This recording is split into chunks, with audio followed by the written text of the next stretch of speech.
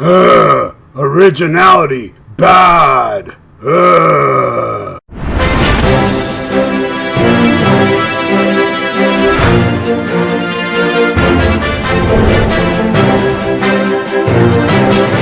SHMACKEMAGOB, people, it's time for the news. You all love the news, so let's do this, man. There hasn't been a lot of news, but I got a couple things to talk about to make it a news segment. Before I go into that, really quick, news about this channel. As you know, I said I don't want to do track by track every day, and the way I have this channel set up, on Sunday, the Sabbath, I dedicate to Black Sabbath. On Monday, I dedicate to Kiss, but I'm not going to have news on Sabbath and Kiss every Sunday, and plus I have Kiss news that I'm putting in this news. I think that's where it should stay. The Kiss news should stay here, unless it's really big. So I'm going to move the Kiss from Monday to Wednesday. That way there'll be a 2-day gap where they won't be track by tracks back to back. Just wanted to get through with that. Now let's get into the music news. Judas Priest has said they are going to, postpone that 50th anniversary. They're going to rearrange a few things, and they're going to work on some bugs or whatever. They're going to rearrange it for the 50th anniversary. I think they should rearrange it to 2024, because that's really the 50th anniversary of Judas Priest. If you want to get technical, if you want to do the tour in 2020 or 2021, get Al Atkins and that drummer that looked like Michael Jackson, the guy with the big afro, looked like Michael Jackson during the Jackson 5 years. Get those guys back. That's what I think. And hey, who knows? Maybe by 2024, they made up with KK, so we can get KK back in the band. Because I know not most, all real diehard Judas Priest fans want KK back. Anybody out there that doesn't want KK back because of the drama he caused with the book and the press, talking bad shit, you're not a real Priest fan. You don't matter. And you know what? You would end up not going anyway. So skedaddle. I want Priest back and I want KK back in Priest, and I know the true defenders of the faith want KK back in Priest. Next news, Motley Crue. Tommy Lee, boy, that Tommy Lee. He said a couple weeks ago, hey, everybody stay inside. I got a stadium tour to do. And then later on he said, hey man, stadium tour is still on. And now, like a week ago, it's saying, well, now they're waiting for the word if it's going to be canceled or not. You don't have to wait for the word. There ain't going to be no stadium tour this year, man. You're crazy if you think that's going to happen. I was talking to a promoter, this guy that promotes shows. He was telling me that, this is like some really serious shit, because, there's no such thing as pandemic insurance. And you think promoters will want to hook, book big shows where, the possibility of hundreds of people dying? If that happens, they'll spend the rest of their life paying off family members and years in court. I don't think any promoter's going to bite that apple. That's what I think. So, what the fuck is that?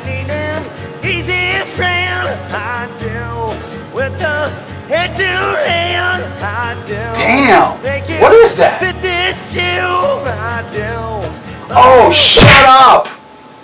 Wow, that was fucking terrible. What was that? Alright, next story. I got a message the other day from my friend Elsie. She wrote, she sent me a picture of a guy in a mugshot. And I looked at it. The guy's name was George Emmanuel. And he looked pretty drunk. Hair straight. Drunk, glossy eyes. And I'm looking at this and I'm like, who is this? So I wrote her back and I'm like, who is this? And she's like, that's Trey from Morbid Angel. I was like, oh shit, I didn't know his real name, and he looked different, I don't remember him with straight hair, and plus he looked it didn't look that much like him. When I looked at it again, I was like, oh yeah, it is him. But he when he got pulled over, he got arrested for DUI, he told the police officer, hey, no, it's okay, I'm a professional drinker. I'm sure that's not the first DUI where a guy said that to a cop. It doesn't work, but I thought that was newsworthy. And I love Morbid Angel. That's my favorite death metal band, that early stuff. Love it. All right, next is Steve Riley. That's the guy that played in Wasp, and then he went to LA Guns. His picture's on the first album, but he didn't play on the first album. And so now, you know, Tracy and him had a war many, many years ago. And so he started his own LA Guns, where Tracy has his LA Guns with Phil Lewis. So, you know, he just released a song, the Steve Riley version, that I'm not going to say it was fucking terrible, but really it was just like whatever. And he came out and he said, look, this is why my LA Guns is legitimate. Ever since I joined LA Guns, I was the only guy never to leave. Tracy left, Phil left, Kelly Nichols left, Mick Crypt, I might have that name wrong. Every member left, and he was the permanent guy. So, you know, Phil Lewis came back with him for a while. Now Phil Lewis went to Tracy Guns, and they formed an LA Guns. And, hey man, whoever would go see Steve Riley's LA Guns, have fun, man. I mean, I like Tracy Guns, and I love his guitar player. I'm not the biggest LA Guns fan. I love that first album, the one that Steve didn't play on.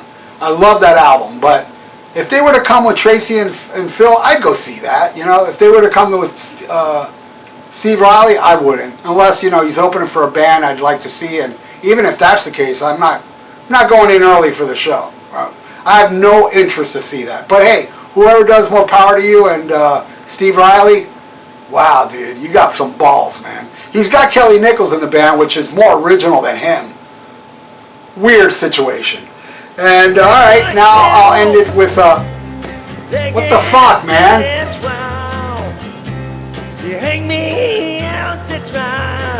That guy's constipated or something.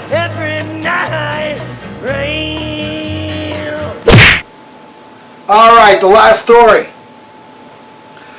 Kiss.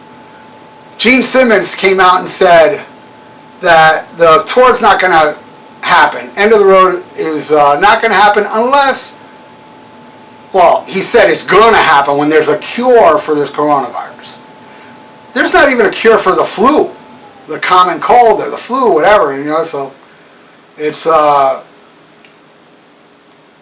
going to happen. I mean, unless they do get a cure, who knows? I would hope there would be a cure. But I think if they don't come up with a cure, a vaccine, whatever, but not a cure, Kiss is going to continue no matter what. And now they're going to tack on many more shows. This End of the Road is going to go on way longer than expected. And of course, the coronavirus will be the excuse to go longer than they said they were going to go.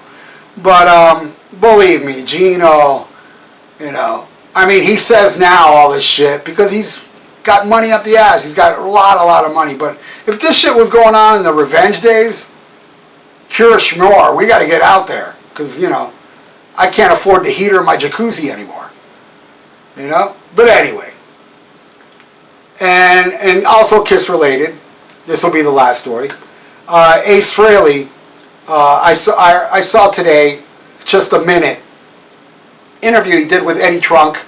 I didn't hear the full interview, but I heard one piece of it, that it's the same damn question over and over again. I mean, would you do the Kiss farewell tour? And, you know, where Ace said, hey man, you know, if the money's right, and I have text Paul, and I think he said Gene, and Peter Criss, and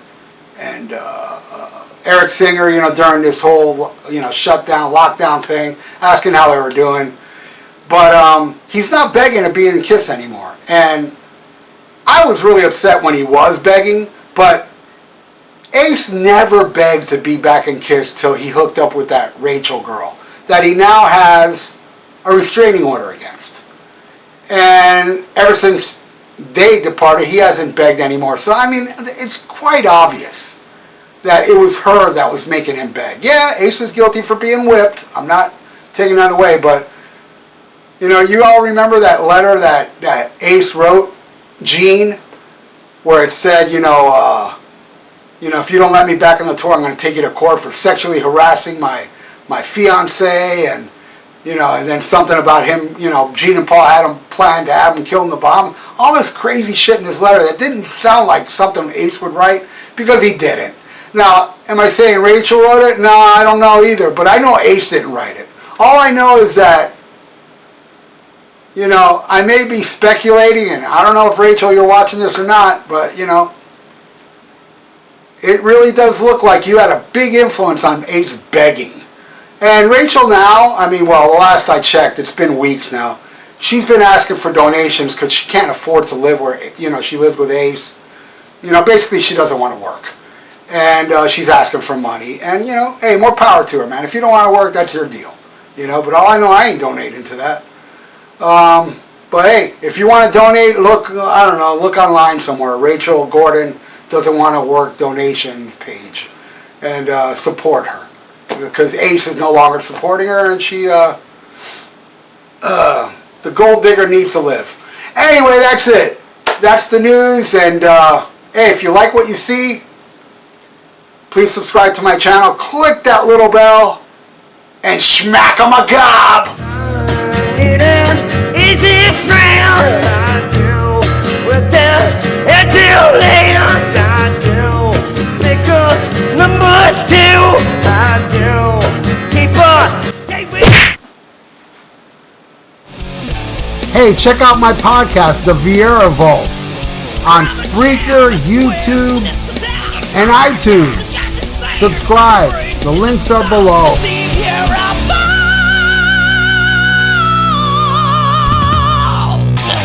Looking for some new podcasts to listen to? Well, Rat Sound Review Network has plenty of shows to choose from. Like Rat Sound Review, where they discuss the latest rock and metal news, as well as interviews and albums. Album vs. Album, the King Diamond Podcast, with Wayne Noon, Greg Noggle, and sometimes this guy. SHMACKEMAGOB! Ralph VIERA is also on our network with the VIERA Vault. There's also Old Man Metal's Musings, where he discusses heavy metal and beer. Music is Life with Lou Mavs. The Right Opinion for those who love politics. A South Park podcast called Suck My Balls. The Infinite Fringe, a watch-along wrestling show called Beyond Bushido, ex-Stradivarius guitarist, the Timo Tolkki podcast, and the Great Harry Barnett with I Don't Even Like Podcasts. So check out ratsoundreview.com or search Rat Sound Review on YouTube, Podbean, iTunes, Spotify, Stitcher, and more.